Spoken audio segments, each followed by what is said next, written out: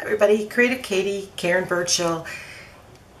It is a rainy day out there, and that means I'm looking for some color, I'm looking for some brightness, and so I decided perfect day to get into my studio and do some creative.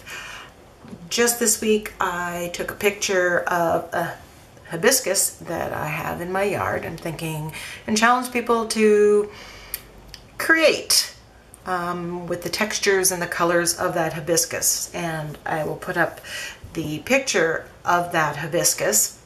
So here's the hibiscus plant that's on my patio that inspired this page, and I hope you take up the challenge and then post your pictures or pages that you've created using this inspiration.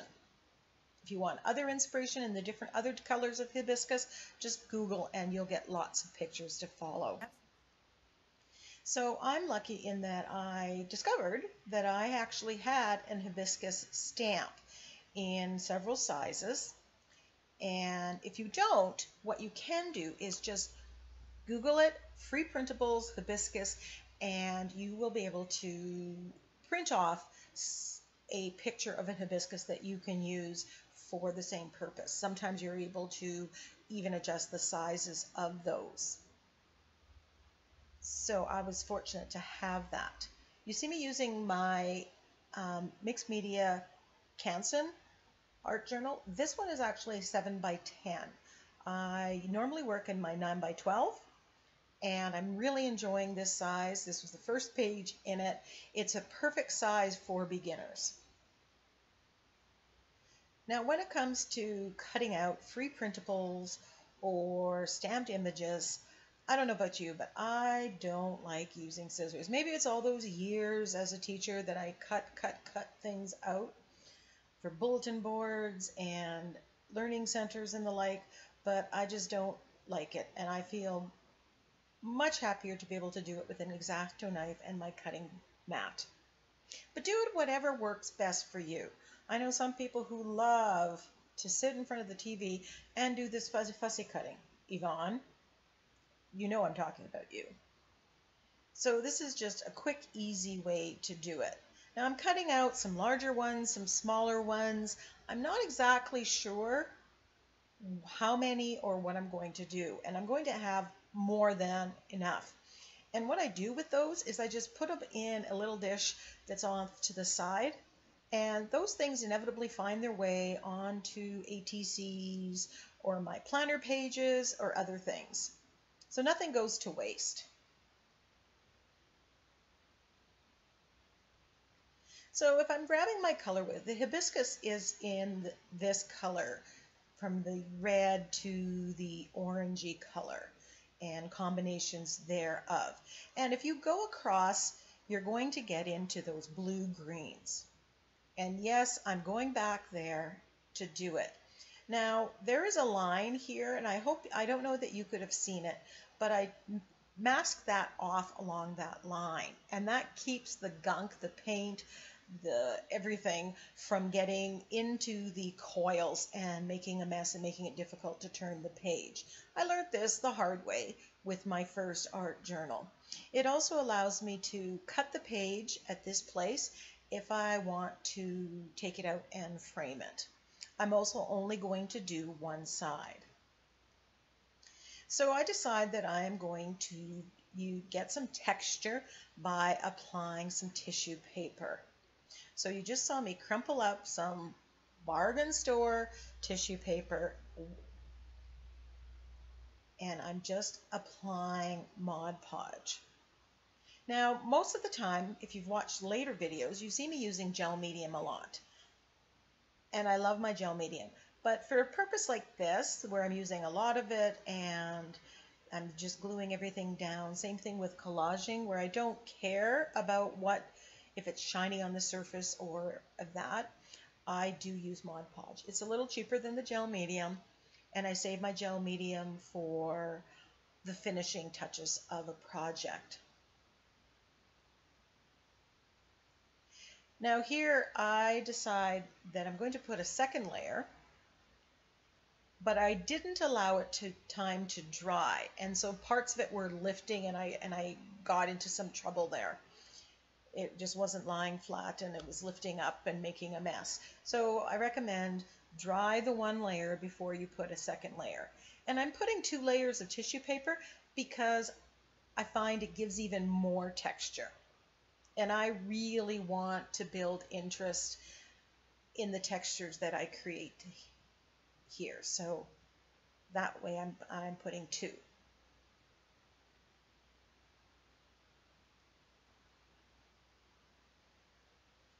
And as you can see, I'm piecing it, and although I have a straight edge, I would suggest that you rip all the edges. They blend better and you don't end up with that line. I do go back, and I'm not sure if that's on video or not, but I do cover it with some more torn tissue paper so that it doesn't look like a straight edge.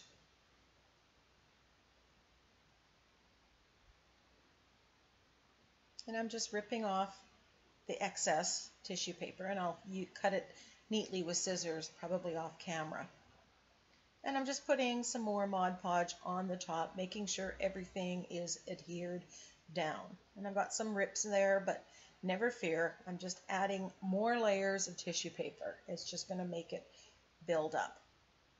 Now, yes, I could have used stamped tissue paper, and that would have given some more visual texture and pattern to the piece. And if you want to do that, please go ahead. It doesn't have to be just plain tissue paper.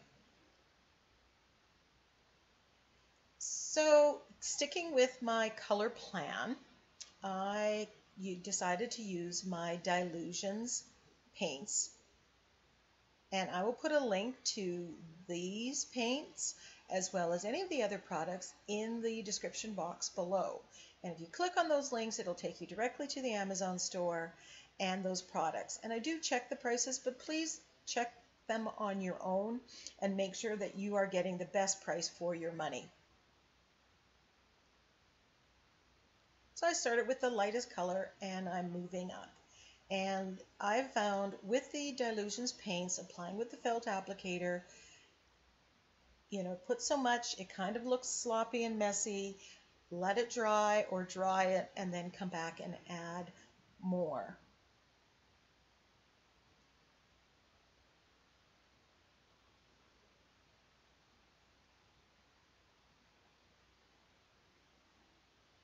And you just keep playing till you get what you like. And that's when you know to stop.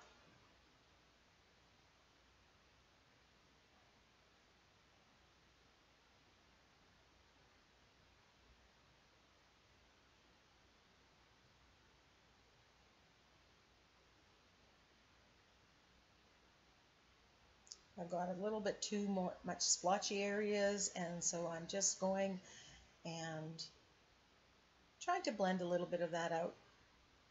When it's not blending anymore, that's when you know you need to dry it before you do any more blending. These paints are fairly transparent, or translucent, so they layer quite nicely.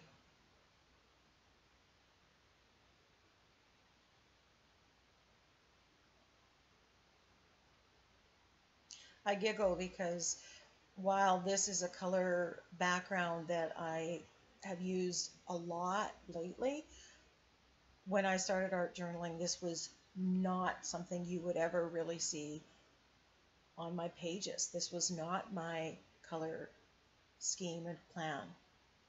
So now I'm just using the same colors of Dilutions paints with a variety of stencils. And this is a Crafter's Workshop stencil, and again I will put the link down below. It actually is becoming one of my favorites for adding interest and pattern onto backgrounds. Those little dots are quite exciting. And this is a little trick that I found and I learned, I think, from Diane Reevely, using the same colors with the same stencils and just layering more on top. So you're not adding another color. Now here I decide to do something really out of the box, and I'm just using the parts of the peacock here, the tail feathers, and just putting a little bit of that pattern on. I'm not trying to create a peacock, I'm just giving a little bit more texture and pattern to the background. And again, I'm sticking to usually the lightest and the darkest color.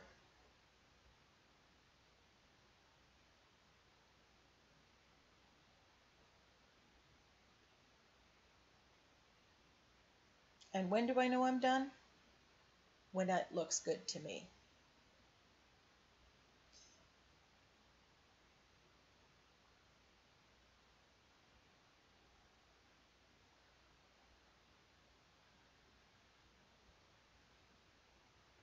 So now I'm doing cleanup, and I'm just wetting up the leftover paint, and I spray it on the felt applicators, and I put that either onto tissue paper or paper towel or coffee filters like you see me doing right here. And these become collage papers for future projects. Waste not, want not. Before I use up all the one on blue, I just want to kind of edge this with the darkest blue, give it a little bit more definition around the border.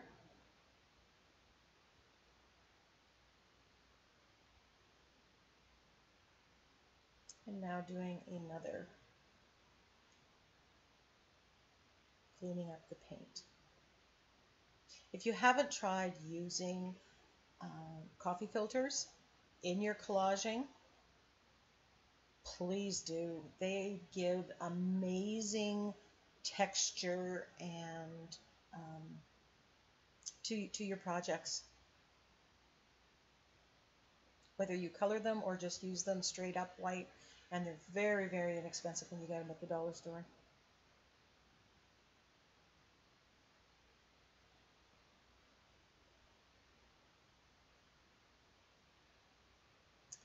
So I'm just playing with my cutout hibiscus and trying to figure out how I want to arrange that. And I'm thinking I'm going to do, 3 here, 3 there. They say you should do odd numbers.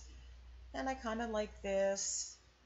And then I have these leaves. I want to give the impression that there are some darker leaves, like the hydrangea leaves, or not hydrangea, hibiscus leaves. But, I'm fully aware that these leaves are way too small to be an hibiscus leaf. And I'm just stenciling it on. And I think I have 1 or 2 colors of just craft paint that's in a darker green. I just want to allude to or give a hint to the green leaves that would be there.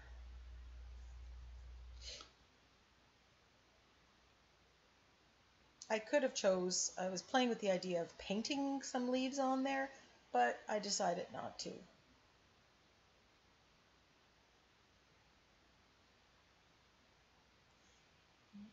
The quote that I used, or phrase that I used on this page, is "Be yourself," and I really want to encourage everybody. When you're doing art journaling or mixed media, you need to be yourself. You need to do it the way that makes you happy. Watch my videos, learn how to do things, but then go and do your own thing. You don't like certain colors, don't use them. You have a skill of painting, then paint right on there or draw them. If make it your own.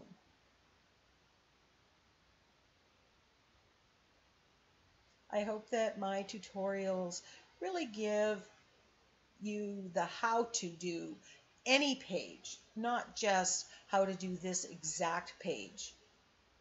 That being said, if you wish to copy this art journal spread because you're at the stage where that's more comfortable to you, then please do. But then please come to my Facebook group, All Things Mixed Media, and share. Now I'm getting ready to paint these, and somewhere between trying to paint them and figuring things out, I decided to go with the bigger flowers, which I had also cut out. I just didn't show that on the video. Now, before I got to painting this, I went on to YouTube and I Googled acrylic painting hibiscus. And I watched a couple different videos of people doing painting hibiscus, from scratch, not as I am from a stamped image. And I kind of am following that. So if you really want to see a tutorial on how to paint, that's what I suggest you go and do. I'm just kind of feeling my way here, using the brushes that I have, and I switch brushes common often, and I'm adding layers. The one video that I watched, he said it's all about adding layers, and so you back and forth, adding, from the top down to the center and from the center out to the edge, and you're just doing different colors and different shades and building it up till you end up with the beautiful hibiscus at the end. And I apologize for the times that I'm off camera. I was so involved in trying to figure out how to paint this hibiscus that I really wasn't attending to the camera and whether I was on screen or not. So you can see, you make it lighter, then you go put a little bit darker, then you add a little orange, then you add a little red, then you add white, and you're just going and just layering it in and out, and each time you're just building layers of color.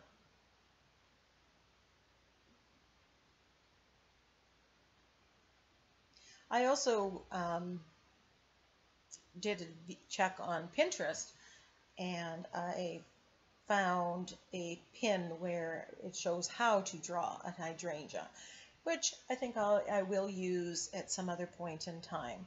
I love flowers, and so often in the evening, what I'm doing now is just learning how to draw them and getting comfortable with that. So I put white, then I put yellow, then I went to the red, now I'm putting more white, and that's kind of how this goes. Now with the stamped image, you have those guidelines. You have where it's the darkest color and the shade. You have that little bit of help. So if you draw it, you're going to have to, look at pictures of hibiscus. I keep saying hydrangeas, another favorite flower of mine. Now here I have mixed the cadmium red with black, and you get this lovely burgundy black cherry color, and I'm filing that away. I learned that that's something that the one artist did in his video, and I definitely will put that trick into my repertoire. So a lot of the time there's very little paint on the brush, and I'm barely touching the surface, so it's very, very light. I did feel the tendency repeatedly to rush and put more paint or put more pressure, and that doesn't work. So you just need to take the time to do it. As I'm looking at this, I'm absolutely loving what it looks like. That sketchiness that you see happening, that if you go back to the original pictures, albeit there's a little different coloring, you do see those lines, going from the top and the bottom of the petals.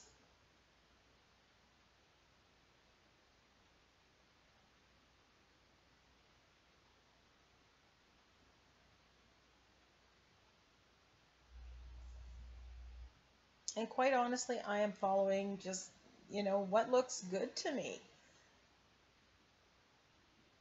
I'm using a stylus to put the dots, and then I'm putting the dots in yellow and white down here to give the effect. If you don't have a stylus, you can use a pencil, you can use the tip of your very fine liner brush. Now I have these words, be yourself, in my stash where I have extra cutouts and things that I collect. These I cut out a whole bunch with my Silhouette Cameo. And I just figured, you know what, that works well for the sentiment on this one. And I just kind of lined it up and got it where I liked it. I painted the top hibiscus off camera. I figured that one was quite long enough, but I basically followed the same steps, trying to get close to colors, but as the hibiscus on my patio shows me, two flowers on the same plant aren't exactly identical, so I didn't feel the pressure to make them exactly identical. So here's where I'm using gel medium. I don't want any excess shiny parts in there. I used the matte version of the gel medium. Nearly created a mistake there because that dots that I put on with the stylus aren't dry. Now that I have the word here, I'm just using a Inktense pencil, and I'm just writing in white and just giving myself a line so I can at least have a good chance of getting this word straight. And then once everything is adhered, I can just take a damp baby wipe and erase it.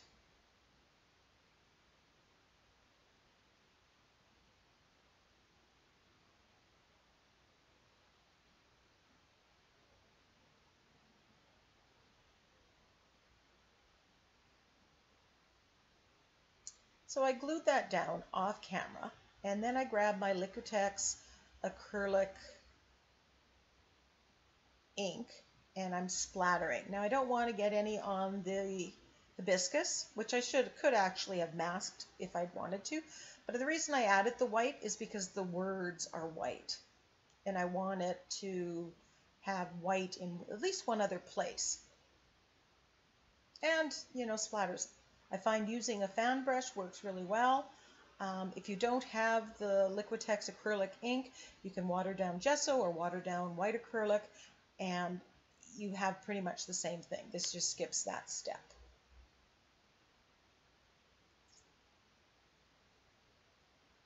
I grab my Inktense pencil and I'm just going around the edge just to make it a little bit darker and frame my page. I also added some more stenciled leaves because when I switched to the bigger flowers, you didn't see very many, and I just wanted a few more to show. Gotta love splatters. Now before I continue on, I really did need to dry those splatters before I smudged everything. You could use your Stabilo all pencil. You could use black acrylic paint on a felt applicator to do your edges. Check out Technique Tag. I'm not sure what the number is, but there's a Technique Tag that talks all about shading and highlighting and edging and all the different ways that you can achieve a similar effect.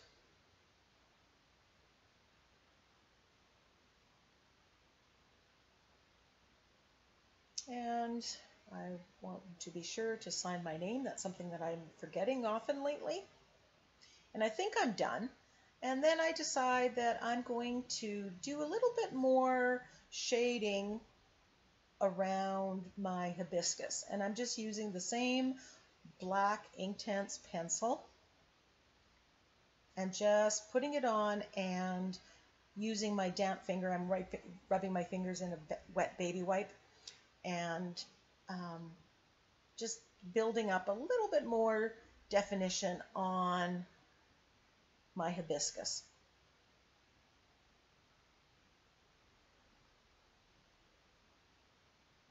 So I'm quite happy with how this page turned out. Here are some close-ups of it. I hope you give this a try. I had a lot of fun challenging myself to do something new, learn something. Do a search on YouTube, figure it out, and follow it. Just a close-up of the lovely texture and the splatters and the colors.